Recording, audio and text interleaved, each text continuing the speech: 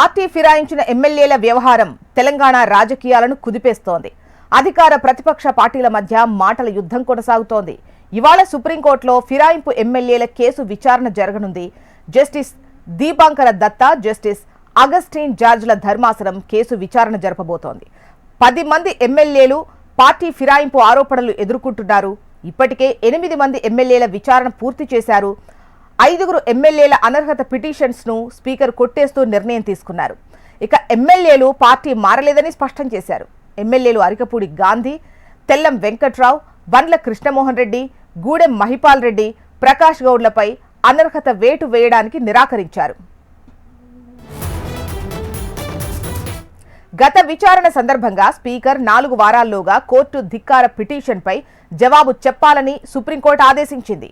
Party ఫిరాయింపుల వ్యవహారంపై December 18వ తేదీలోపు నిర్ణయం తీసుకోవాలని అసెంబ్లీ స్పీకర్కు సుప్రీంకోర్టు సూచించింది. స్టాండింగ్ కౌన్సిల్ ద్వారా స్పీకర్కు నోటీసులు పంపింది. ఎమ్మెల్యేల అనర్హతపై నిర్ణయం తీసుకుంటారా, తాము తీసుకోవాలా అంటూ కోర్టు ప్రశ్నించింది. ఎమ్మెల్యేల పార్టీ ఫిరాయింపు వ్యవహారంలో కోర్టు ధిక్కార పిటిషన్పై సుప్రీంకోర్టు తెలంగాణ స్పీకర్ గడ్డం ప్రసాద్కు నోటీసులు జారీ చేసింది.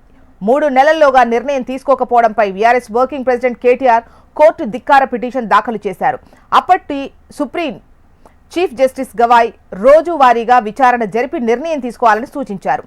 4 వారాల్లో విచారణ పూర్తి చేస్తామని స్పీకర్ తరపు న్యాయవాదులు అభిషేక్ సింగ్, ముకుల్ రోహత్గి ప్రకటించారు.